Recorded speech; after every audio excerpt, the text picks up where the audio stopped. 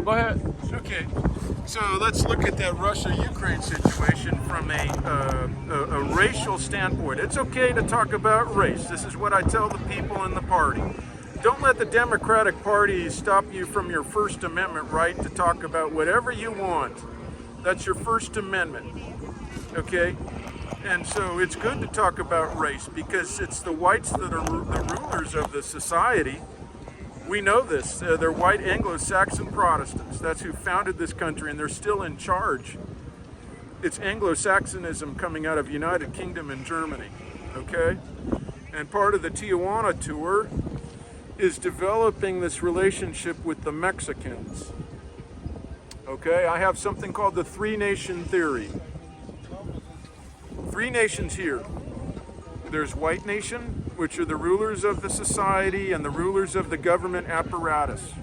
And included in that group now are the Asians. It matches geographic distribution, which is their masters are the Eurasia continent. Let's go back. How did the rulers get there? And how did the rulers get where, sir? You said they're in control. How did they get their power? Where was the power gained? Well, how did they get their power? Well, sir, there's something here called capitalism, right? Now, what's with capitalism is there's something called the ruling class. These are the owners of the means of production, okay? The state is just an executive committee of the representing the interests of the ruling class, the executive state. They are at the mercy of the ruling class. The ruling class tells them what to do. You know, don't be fooled by Biden, or this is a Biden-Trump dictatorship. Don't be fooled by it.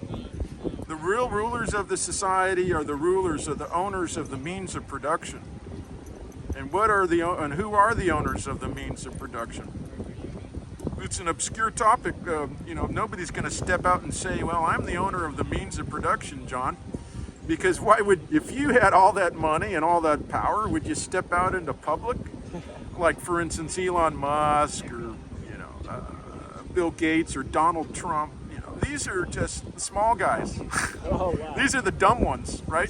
Because the ones that, the Tao says that too. You know, the best ruler is the one that the people barely know about. This is the big bourgeoisie. The owners of the means of production, I'll tell you how to figure that out. Let's go, for instance, to General Motors in Detroit, in Michigan. All right? You got to look at the economy. This is basic Marxism. Are they still there? Well, it's a good question, sir. I mean, some people have been buying up so many German cars and Japanese cars that it puts the Americans out of business, doesn't it? Yeah. Well, let's look at that General Motors plant. Now, there's workers there, and they're using machines to make the cars. Okay, so these are the tools that make the cars. Now there's tools that make the machines that make the cars. In other words, there's the machines that make the machines that make the cars. Now if you back it up, and you can do your research and find this out,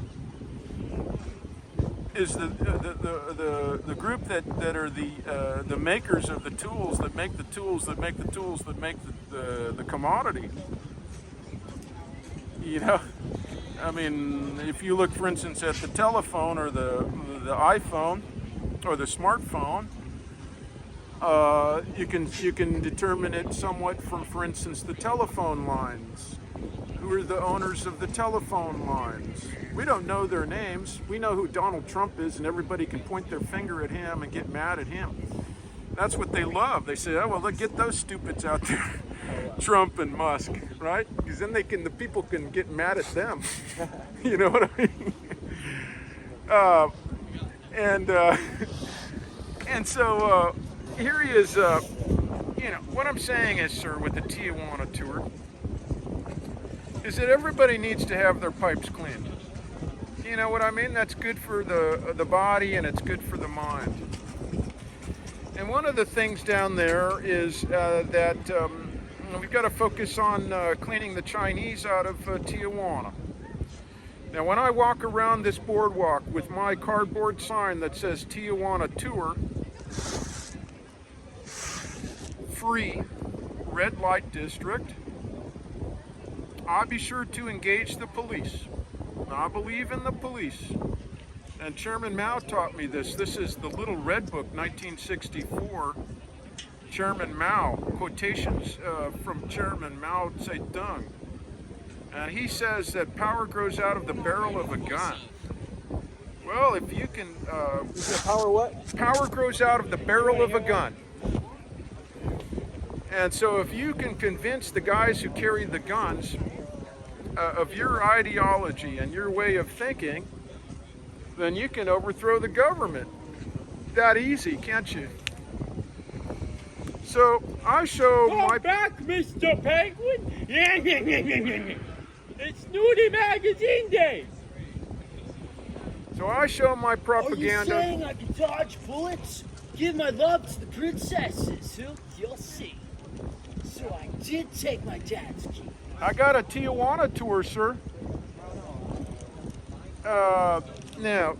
So anyways, when the Los Angeles Police Department down here, when they are walking down here or they're in their car, Of course, you got some splendid tutus. and I got my Tijuana tour cardboard sign, the first thing that they say is Hong Kong Club.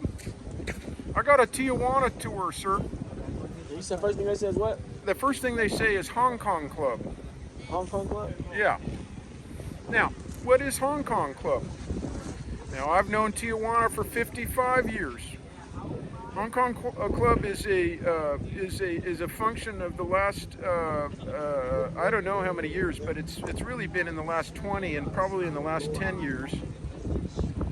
And what it means is that the idea of the Hong Kong Club has infected the mind of your military police class here in Los Angeles, and that's not a good thing.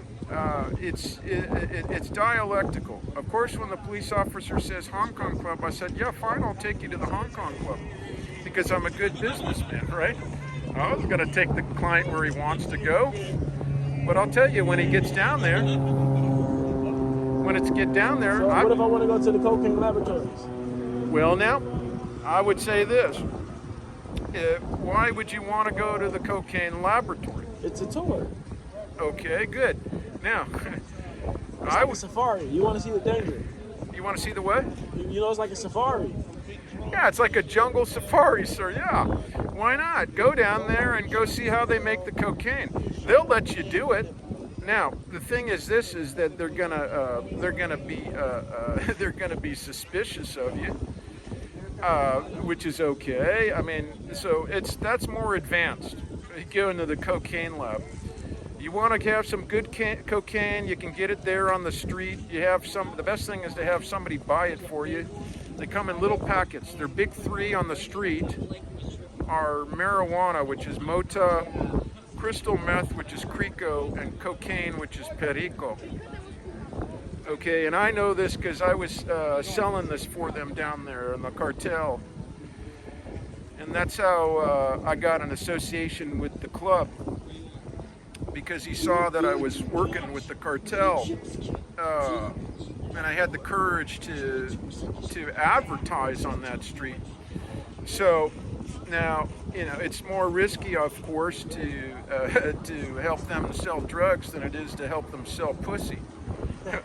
Okay, so that's why I moved over to the strip club, because what happened is that when the police round the corner, okay, and the cartel says, okay, Juan, they said, when you see the police, what you do is you warn us. You say, muévete, muévete, which means move it, move it.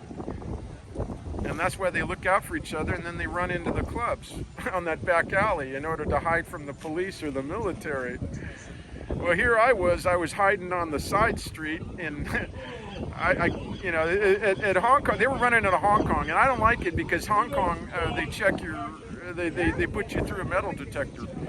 So what I was doing was I was saying muévete, muévete, and then I go around the corner and walk into one of the bodegas or the restaurants. Well, they figured me out, and then the police pulled me over. I don't carry any of it. Thank God. You know, they were checking for that, and they wanted to check for weapons. And I said, look, I'm a pacifista, and they called me amigo. Those police down there. What's the pacifisto? as a pacifist, somebody who believes in peace. Oh, okay. So I don't carry any weapons. It's ridiculous for me as a politician to carry something, because the Tao says, you look, if you carry something around, it's possible that sooner or later you're going to have a problem. So I let other people carry. I do my best to get out of a bad situation. I know how to box my way out of things if I have to, but I never get to that point. And this is what I teach people on the Tijuana tour, is that a lot of Mexico is eye contact and listening. The Mexican Oscar down there is one of the Mexican intelligence agents. He goes like this, right? What does this mean? Shut up and listen. Shut up, listen, and look around. You'll notice the Mexicans, they do better with the eye contact. And you can tell immediately if somebody has a bad face on them. This is how you mitigate your risk in Tijuana. It's a risky place for sure, but again, a lot of it has to do with propaganda that the United States constructs against Mexico. The United States hates Mexico at a certain level and is afraid of it. The white boy is very scared in Tijuana, and this gets back to my three-nation theory. White boy scared in Tijuana. The black person and the Jew are not scared. Okay, African Americans and black people are much more comfortable there than they are in the United States of America. Okay, it's a different nation.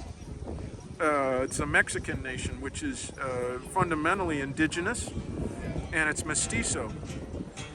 And what happened was in that country is that they married in to the indigenous peoples. Now, up here in the United States, you'd hear occasionally about the white guy taking what's called a squaw for his wife, which is, the Native American woman. But most of the time, they were genociding the Native Americans up here in the United States of America, and they were putting them on these concentration camps, which are called reservations. And then they're corrupting them now with the casino.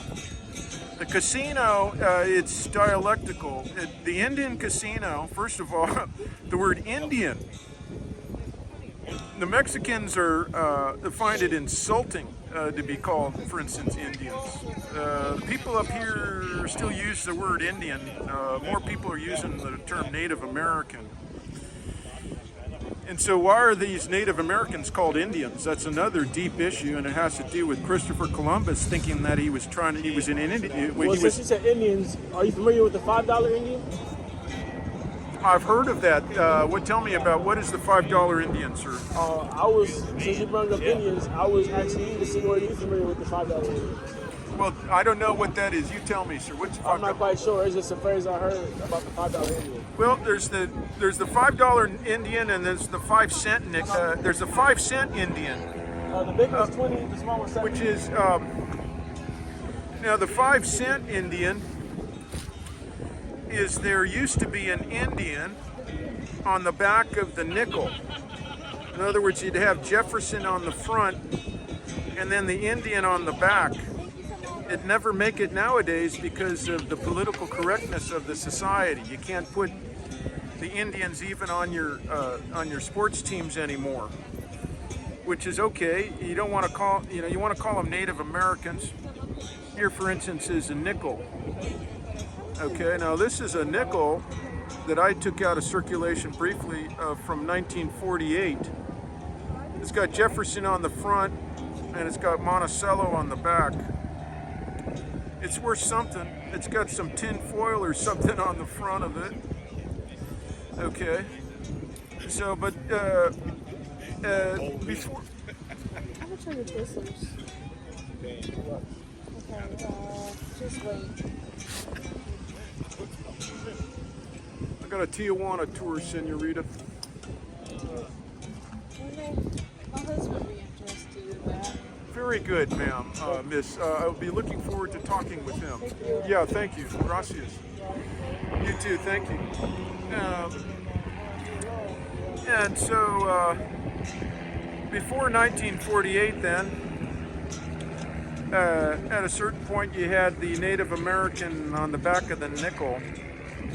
So there was the 5-cent Indian.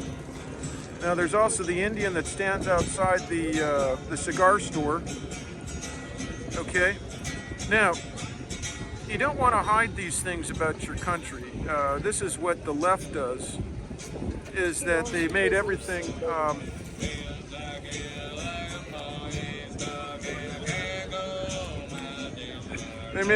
so politically correct that you can't, they try to make it difficult for you to talk about things openly. Now I don't want to fight him. He started singing loudly.